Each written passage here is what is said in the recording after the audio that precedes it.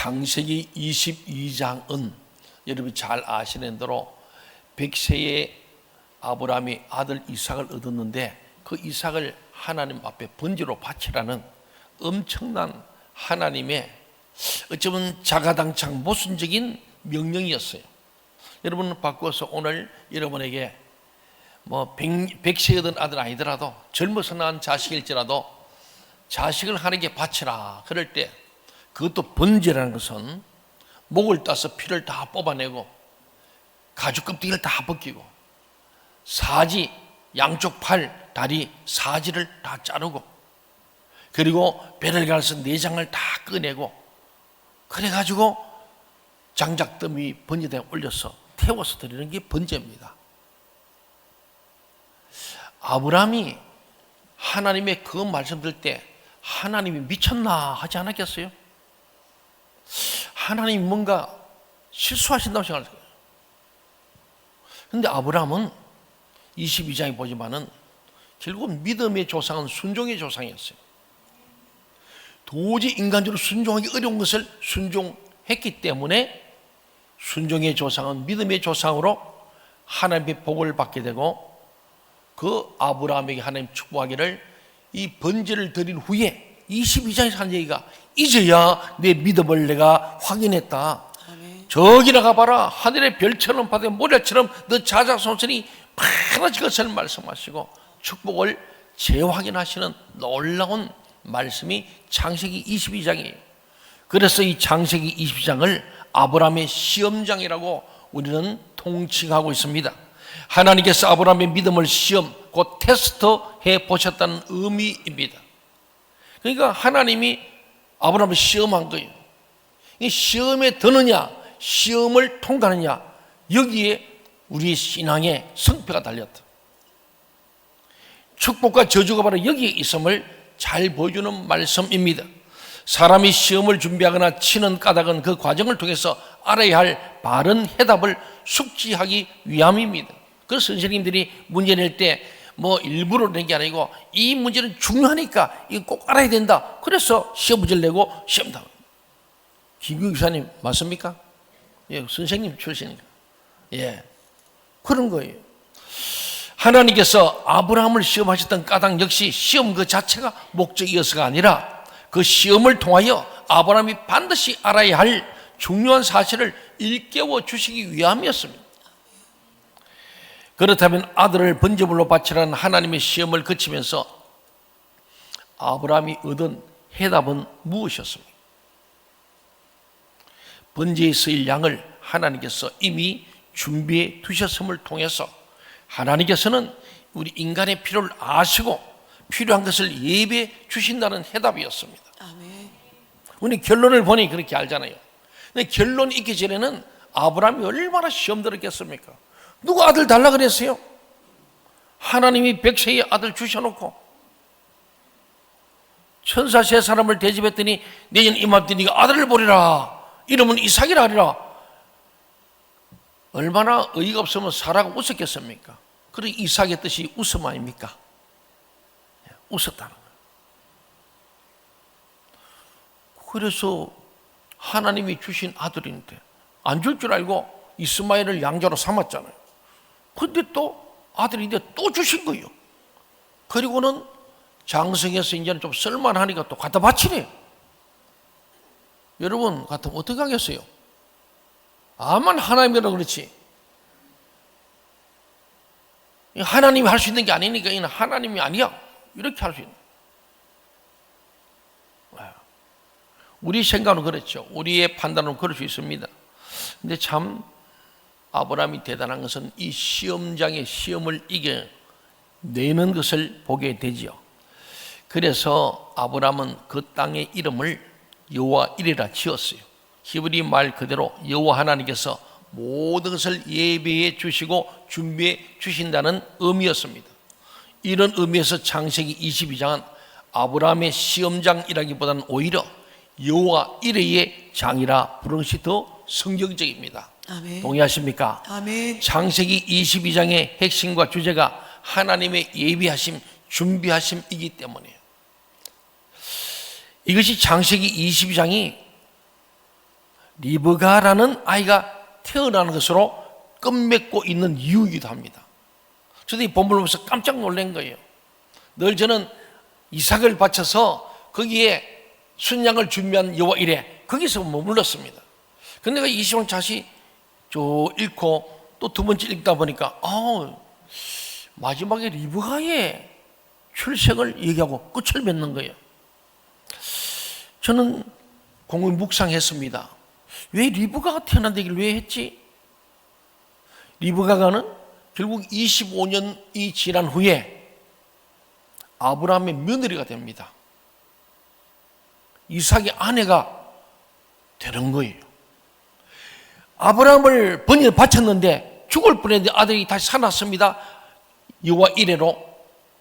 그 여호와 이레는 그냥 그게 그치는 게 아니고 제물을 주면 끝나지고 리브가까지 준비하셔서 사라가 죽고 난 뒤에 부자 안에 슬펐을 때 위로하는 위로자가 될 이 리브가를 이 22장에서 모리아산 이 사건과 더불어서 리브가를 예배하시는 하나님을 보는 거예요.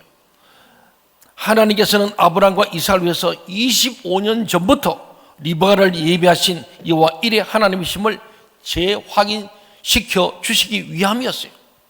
그로 인해서 창세기 22장 완벽하게 여호와 이레의 장이 된 겁니다. 아멘. 시험장이 아니라 우리는 시험을 만납니다. 시험 들었다. 시험. 이 시험을 넘어 있는 여호와 이레를 볼 수 있는 저와 여러분 되길 바랍니다. 아멘. 여러분이 다 인생에 문제 없는 누가 있겠어요? 집집마다 들어가면 다 있습니다. 자녀 문제, 물질 문제, 부부 문제, 건강 문제, 뭐 없는 사람 없어요. 사업의 문제, 직장의 문제. 잠시 좀 꼭지를 가능하다 보면 또 폭풍이 몰아치기도 하고 날이 흐리기도 하고 그렇습니다. 사랑하는 여러분, 그 참 하나님께서는요 아브라함에게만 여호와 이레가 아니고 이삭에게만 여호와 이레가 아니라 그 하나님은 오늘 저와 여러분 하나님 믿습니다. 아멘. 하나님께서는 아브라함과 이삭에게만 여호와 이레 하나님이 아니라 우리 모두에게도 변함없는 여호와 이레의 하나님이십니다. 만약 그렇지 않다면 우리 가운데 오늘 이 아침 이 자리에 앉아 있을 사람은 아무도 없을 겁니다. 이와 같은 여호와 이레의 은총을 생각할 때마다 감격하지 않을 도리가 없는 거예요. 저는 늘 눈물 감고 주님 이름을 부르면 하나님 아버지 하면은 제일 먼저 나 같은 죄인을 살려주시고 구원해 주시고 하나님 종으로 삼아주시고 주님의 교회를 맡기고 양떼를 맡기시면 너무 감사한 거예요. 이 불의하고 불초하고 부족하고 부족한 이 죄인을 주님의 그 나를 충성되게 지명하여 부르셔서 하나님의 교회를 맡기시면 너무 감사한 거예요. 여러분들 이런 감격이 있길 바랍니다. 아멘. 여호와 이레 하나님, 아멘. 내길 예배하시는 하나님인데 나는 내일이라는 몰라요. 내 갈 길을 아무도 모르면 나는 갈 길 모르니 주여 나를 인도하소서, 그런 찬송이 있지 않습니까? 우리는 갈 길을 몰라. 주님이 인도하시는. 우리가 여호와 이레 은총을 생각하며 날마다 감격하시기 바랍니다. 아멘. 불평 원망 아무래도 득될 게 없어요.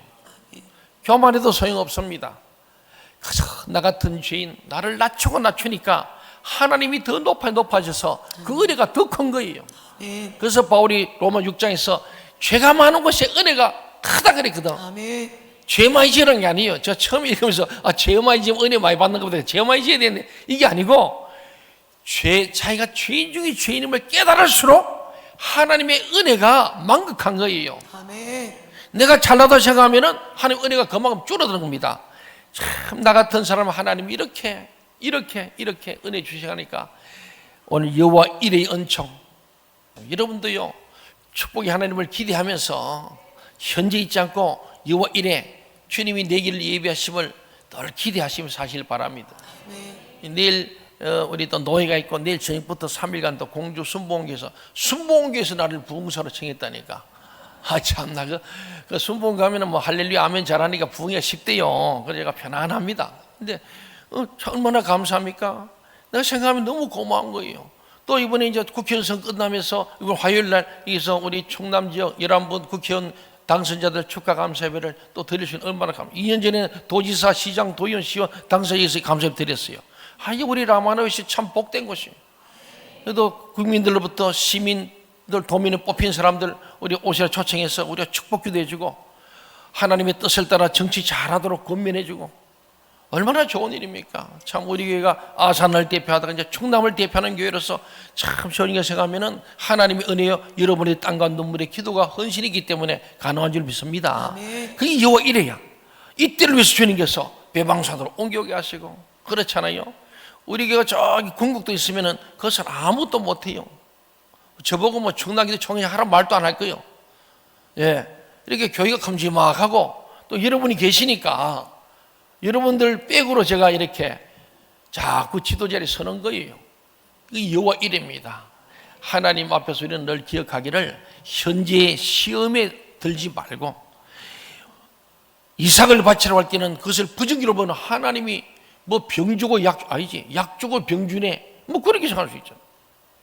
그렇게 생각하면 시험에 빠져가지고 악에 빠져서 저주아래 놓이는 거예요. 그러나 아브라함은 하나님께서 주시니도 하나님이고 가지고 하나님이시다. 하나님의 모든 것이 있으니까 하나님 주권을 인정하고 사라하고 의논도 안 했어. 성경이 안 했다 했다 말하는데 했다는 얘기가 없으니까 안 한 거예요. 그래서 많은 신학자들이 사라하고 의논했으면 절대로 모리아산에 못 갔었거든.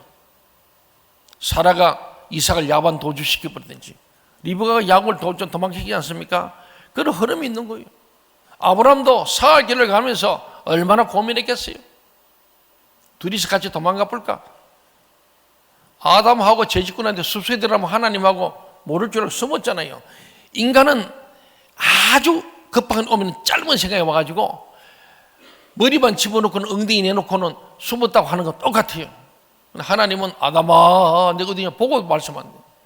아브라함은 아는 거예요. 내가 숨는다고 하나님 못 보실 분이 아니다. 그래서 참는 거예요. 안 되겠다. 아들만 도망가게 해버리고 그냥 나는 뭐 내가 데리고 오다 보니 아이가 도망가서 아들의 책임을 미룰 수도 있을 거예요.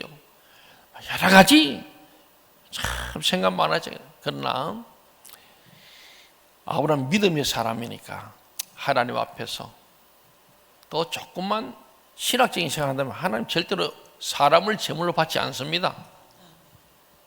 하나님 그걸 금하셨어요. 그러니까 아브라함이 하나님 믿는 믿음이죠. 하나님께서 이삭을 주신 것도 그러니 데려갈 수도 있고 또 아닐 수도 있고 또 다른 뭔가 하나님의 예배하심을 믿었던 여호와 이레의 신앙이 있는 그 시험장을 넘어서 여호와 이레의 장으로 우리는 20장을 새롭게 해석할 수 있는 겁니다. 사랑하는 여러분, 하나님께서는 우리 모두에게도 아브라함과 이삭에게만 여호와 이레의 하나님이 아니라 우리 모두에게도 여호와 이레의 하나님인 줄 믿습니다. 아멘. 사랑하는 여러분, 주님을 믿는 크리스찬들을 핍박하는 일에 앞장섰던 누구죠? 사도 바울이 다메섹 도상에서 주님을 만날 때 그 현장에 바울 혼자만 있었던 게 아닙니다. 바울과 그 일행이 함께 있었습니다. 그러나 하늘에서 막 내리 쏟아지는 빛을 보고 주님의 음성을 들은 자는 딱 바울 한 사람밖에 없어요. 오늘 우리 예배 가운데도 하나님께서 주시는 이 빛과 음성을 듣는 이가 못 듣는 이가 있어요. 여러분 말씀 들을 때에 본질을 잘 파악해야 됩니다. 하지만 메시지가 중요한 본질적인데 비본질 때문에 우리는 시험 들고 가끔 그런 일을 제가 경험합니다. 내가 말하자면 그게 아닌데 오늘 본질은 전혀 다른 거 있는데 저 기특이 하나 붙들고 시험 들은 사람이 있어요. 그거는요 하나님 영 성령이 주는 게 아니에요. 성령은 오늘 하나님이 우리 주는 여호와 이레의 하나님 받는 시험장으로 보지 말고 여호와 이레의 장으로 보라는 거예요. 아멘. 시험에 들지 않고 악에 빠지지 않도록 너희가 뭐하라? 기도하라. 예수님이 이렇게 주기도문 짧은 구절 속에 핵심이 뭐냐면은 하나님에 대한 얘기가 나오는데 인간에게 일용할 양식, 그 다음이 시험에 들지 않고 악에 빠지지 않도록 해달라고 기도해라 그러잖아요. 그런 모든 나라와 권세와 영광이 다 하나님의 것입니다. 이걸 우리가 늘 고백하는 이렇게 우리 주기도문을 하는 거예요. 그렇습니다. 바울 사도는 다 못 듣고 못 본 것을 바울은 얼마나 강렬했던지 바울의 눈을 사흘이나 멀리한 빛, 얼마나 강력했던지 바울의 인생을 송두리째 바꾸어 놓은 주님의 음성, 그는 함께 있던 일은 그 누구도 듣지도 보지도 못했습니다. 아무리 생각해도 그것은 도저히 합리적으로 설명할 수 없는 신비로운 은총이었어요. 신비의 은총이었어요. 그래서 바울은 에베소 1장 4절 5절을 통해서 하나님께서 자기를 창세전부터 택하시고 예정해 주셨다고 그렇게 고백합니다. 바꾸어 말하면 하나님께서 창세전부터 여호와 일에 구원의 은총을 예비해 주셨다는 그런 신앙 고백이 되는 거예요. 오늘 저나 여러분도 하나님께서 창세전에 택하시고 여호와 이래로 예비해서 여기까지 온 줄로 믿으시기 바랍니다. 아멘. 하나님께서 우리에게 베풀어 주셨던 하늘의 별처럼 많은 여호와 일의 은총 중에 가장 큰 은총 한 가지만 들라면 우리 모두가 재론의 여지도 없이 우리의 여호와 일에는 예수 그리스도입니다. 예수 그리스도가 우리 예비되었어. 우리가 이건 구원을 주시는 놀라운 은혜 아닙니까?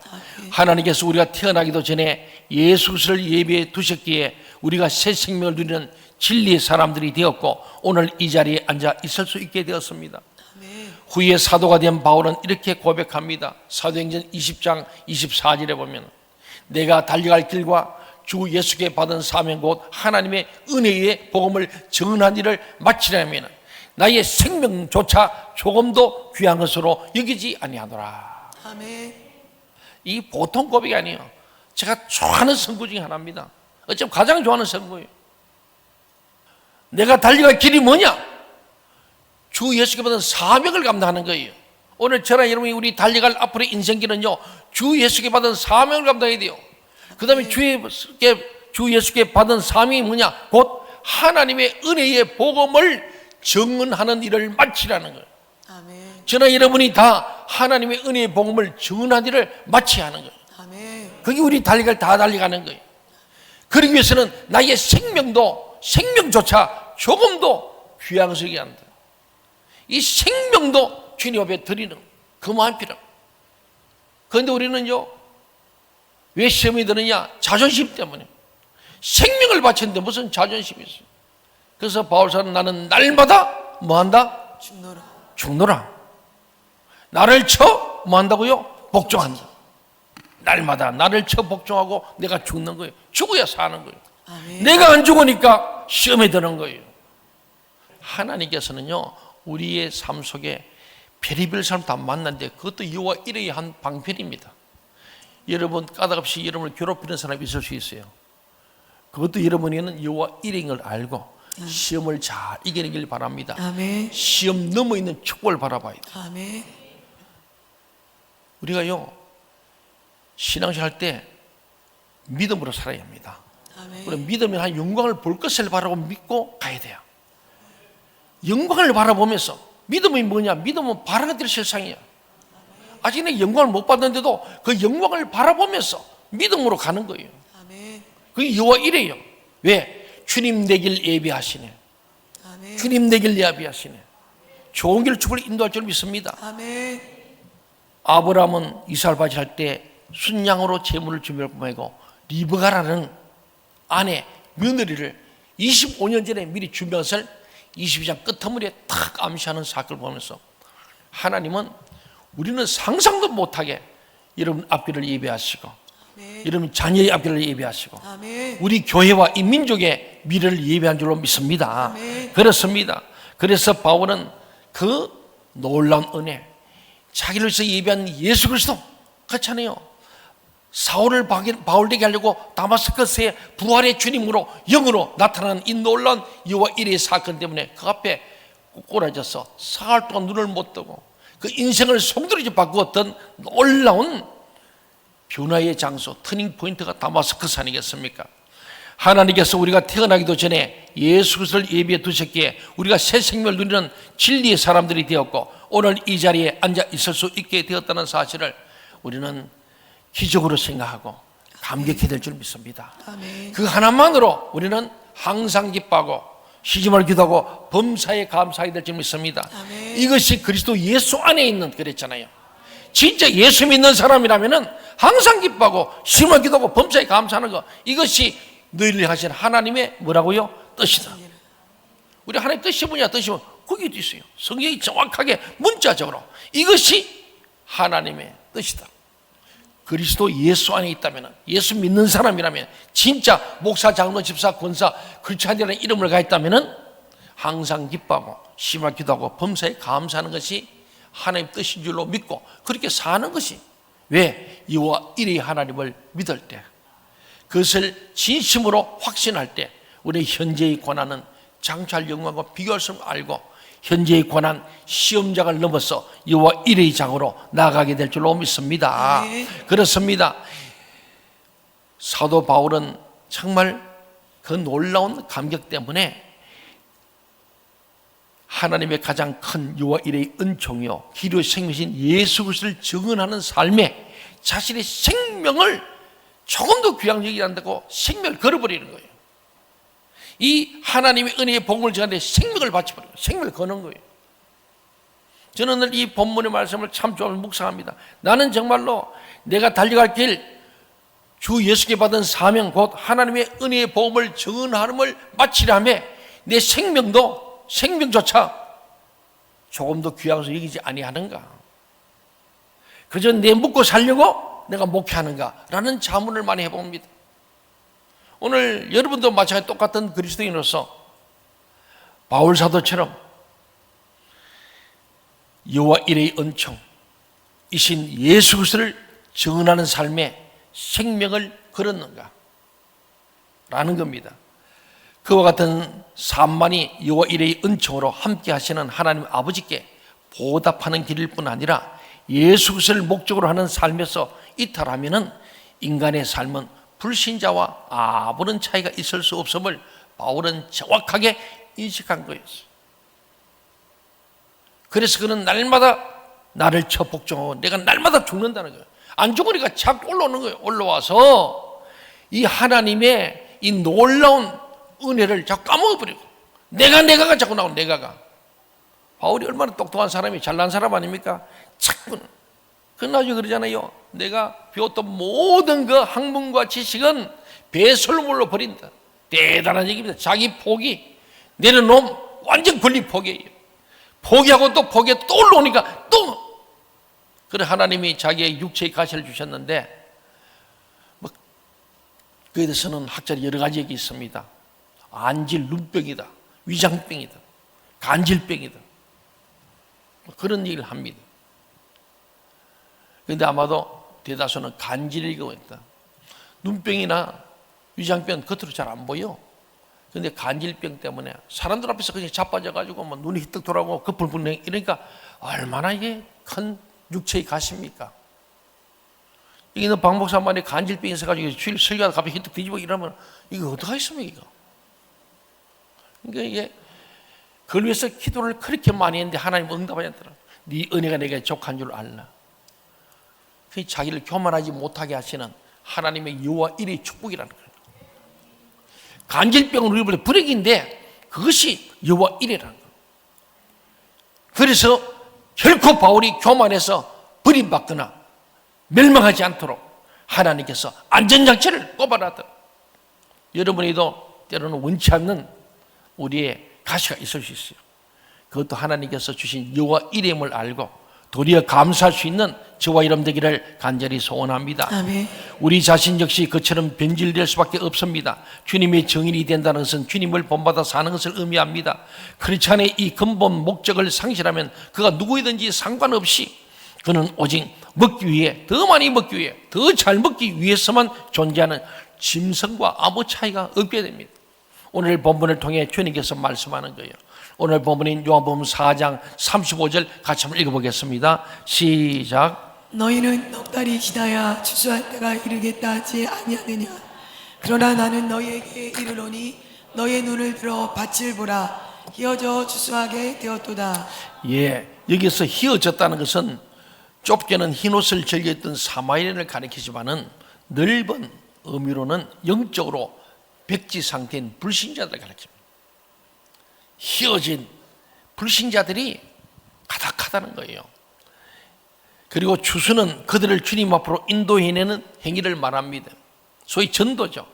우리는 본문을 통해서 사람은 자신의 판단에 기초하여 상대에 대한 희망을 유보하거나 포기하지만은 우리 주님께서는 이 땅의 모든 불신자들이 진리 안에서 구원받기 원하심을 알 수 있는 거예요. 아멘. 바로 그것이 주님께서 구원자로 이 땅에 오신 까닭이었습니다. 그래서 주님의 말씀이 계속됩니다. 36절 시작. 거두는 자가 이미 삭도 받고 영생이 되는 열매를 모으나니 이는 뿌리는 자와 거두는 자가 함께 즐거워하게 하려 함이라. 우리에게는 진리를 뿌리고 그 열매를 거둠으로 믿지 않는 자들을 구원의 복음으로 인도해야 할 의무가 있는데, 그 이유는즉 우리가 주님께로부터 이에 대한 삭설, 보상을, 대가를 미리 받았기 때문입니다. 그 삭시 뭐냐? 여호와 이레의 구원의 은총이고, 새 생명의 은총이면 재론의 여지가 없습니다. 저나 여러분이 여호와 이레의 구원의 은총, 예수 그리스도로 여호와 이레 예비하심으로 예수를 믿음으로 구원받은 이 은혜가 얼마나 큽니까? 동의하십니까? 아멘. 예, 여호와 이레 구원의 은총, 우리가 죽었던 자들이 새 생명 얻은 새 생명의 은총, 이것이 이미 우리는 하나님 앞에서 주님께로부터 삭을 다 받은 거예요. 보상을 다 받은 거예요. 주님께서 우리에게 그 삭을 미리 주시려 십자가의 고난을 당하신 것입니다. 그 삭으로 나 홀로 호의호식하라는 것이 아니라 이 세상 불신자들에게 여호와 이레 구원의 은총을 전할 당신의 도구 곧 생명의 도구로 우리를 쓰시기 위함입니다. 오늘 저와 여러분이 그런 주님의 선한 도구로 쓰임받아야 할 줄 믿습니다. 아멘. 그래서 37절에 보니까 그런즉 한 사람이 심고 다른 사람이 거둔다는 말이 옳도다. 심는 사람 따로 있고 그는 따로 있다, 이런 말씀이에요. 여기서 뿌리고 심는 자는 복음을 전가하는 자요, 거두는 자는 상대를 결신시켜 주님께로 인도하는 자를 가리킵니다. 대개의 경우 우리는 뿌리는 자인 동시에 거두는 자가 되길 원하는 거예요. 내가 복음을 전하고 반드시 결신하는 거, 이게 우리가 원하는 바지 않습니까? 그런데 복음을 전하기 위해 온갖 수고를 다하였음에도 전도 대상자가 주님을 영접할 기미를 쉽게 보이지 않을 경우에 여러분 어떻게 됩니까? 낙심하는 거예요. 낙망합니다. 절망하거나 포기해버린 이유가 여기 있는 거예요. 우리가 연초에 태신자 세믹 작정합시다. 열심히 작정하고 열심히 10달 후에 추수하는데 다 애 놓읍시다. 10달 됐으니까 놓읍시다. 또 작년에 잉태됐다면 우리가 부활절에 출산하고 맥추수감사절에 출산하고 추수감사절에 성탄절에 절기 때마다 출산합시다. 우리가 이제 내가 복음을 전하고 그들이 인도해서 결실까지 가기를 원하는 게 우리의 주로 전도 전략인데, 뭐 그러면 되면 너무 좋지요. 내가 심어서 내가 거두면 얼마나 좋겠어요. 기쁨으로 눈물로 씨를 뿌리고 기쁨을 단을 거두니 너무 좋은데, 오늘 주님은 그러지 않을 수 있다는 거예요. 그때 절망하지 말라는 거예요. 내가 열심히 전도했는데 안 돼요. 여러분, 내가 전도 안 했는데 어떤 사람이 내가 전도해 올 때 있죠. 예. 오늘 주님 말씀이 대단합니다. 여러분, 그래서 우리 전도는요, 절대로 안 될 거 하지 말고 무조건 하는 거예요. 씨는 자꾸 뿌리세요. 아멘. 그들을 심으면 하나님 줄 믿습니다. 예. 아멘. 그래서 오늘 보지만은요, 주님께서는 본문 말씀을 통해서 복음을 뿌리는 자와 그 열매 거둔 자가 다르다는 사실을 밝혀주고 있습니다. 따라서 내가 뿌린 복음에 대한 열매를 지금 당장 거두지 못할지라도 절망할 필요가 전혀 없습니다. 내가 진리를 뿌린 이상 주님께서는 다른 사람을 통해 반드시 그 열매를 거두실 것이기 때문입니다. 아멘. 똑같은 이치로 내가 누군가를 결심케 하고 주님 앞으로 인도하였다고 자만에 빠져서도 안 됩니다. 그것은 다른 사람이 이미 뿌렸던 진리의 씨앗이 나에게 이르러 결실하였을 뿐이었기 때문입니다. 아멘. 그래서 38절 말씀 같이 한번 볼까요? 요한복음 4장 38절 시작. 내가 너희로 노력하지 아니한 것을 거두려 보내었노니 다른 사람들은 노력하였고 너희는 그들이 노력한 것에 참여하였느니라. 그렇죠. 아멘. 다른 사람이 노력했고 나는 그것에서 참여했다. 우리 자신의 노력이나 능력만으로는 대체 누구를 바로 세우며 누구에게 참 생명을 줄 수 있겠습니까? 자기 몸에서 태어난 자식이 나쁜 습관 하나 못 고쳐주는 주제가 우리 아닙니까? 그런 주의 타인의 생을 바른 길로 인도한다는 것은 아예 불가능할 수밖에 없습니다. 오직 주님께서 십자가에서 구원을 이루셨고 수많은 믿음의 선진들이 그 구원의 진리를 삶으로 증거해 주기에 우리 역시 주님의 구속사에게 도구로 쓰임받는 영광을 잊게 된 것입니다. 아멘. 그러므로 우리는 복음을 뿌리거나 그 열매를 거두려 하기 전에 먼저 진리를 우리의 삶으로 사는 자가 되어야 합니다. 우리가 먼저 진리로 살아야 돼요. 은행 심사가 예수 믿는 사람답게 살아야 된다니까요. 아멘. 내가 살아가지고 성경 읽으면서도 하나님을 불평하고 성경 해석한 설교를 들으면서 하나님을 원망하고 불평한 틀다 간다면 그 심각한 거 아닙니까? 나를 처복종해야 됩니다. 아멘. 나를 쳐서 말씀을 듣다 보면은 저는 여러분 대줄에서 그냥 있는 말씀을 전하게 풀어내는 거예요. 이 중에 그 말씀들이 와닿는 분들 여러 형태로 와닿을 게 있습니다. 마음에 찔리는 사람도 있고 은혜가 되기도 하고 위로가 되기도 하고 큰 소망이 되기도 하고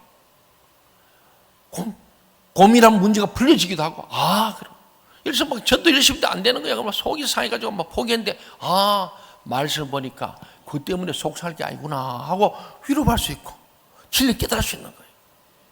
우리는 뭐니뭐해도 진리를 살기 전까지는 진리를 뿌릴 수도 없고 열매를 거둘 수도 없을 뿐 아니라 진정한 그리스도인일 수도 없습니다. 우리 각자가 우리 자신에 대한 진리의 회개사 알죠? 우리 모든 돈을 찾게서 진리의 회개사가 되고 진리의 감사관이 되어 보십시다. 한번 자기를 점검해 보자는 거예요. 나를 계수해보고 나를 한번 감독해봐야 돼요. 자기 성찰이 중요합니다. 저 자신부터 나는 과연 이 설교할 자격이 있는가?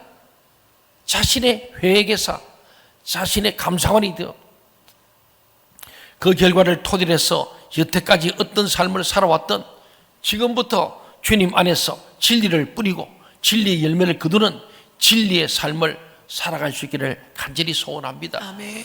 주님께서 우리를 도구 삼아 여호와 일의 은총을 모든 사람들에게 무사람들에게 베푸실 뿐만 아니라 우리를 위한 진리의 촛불이 되어 우리의 심령을 비추심으로 그 찬란한 진리의 빛, 그 영원한 생명의 빛, 결코 다함이 없을 여호와 일의 은총의 빛으로 날마다 우리의 삶을 눈부시도록 충만케 주실 줄로 믿습니다. 아멘. 우리는 오늘도 여호와 일의 하나님을 우리는 믿고 신뢰하고 어떤 상황에도 시험에 들거나 악에 빠지지 말고 주님께서 이것을 통하여 통과하면은 더 큰 하나님의 축복을 준비하신 축복의 하나님을 기대하며 사는 여호와 일의 하나님의 백성들 되기를 주의 이름으로 간절히 소원합니다. 아멘.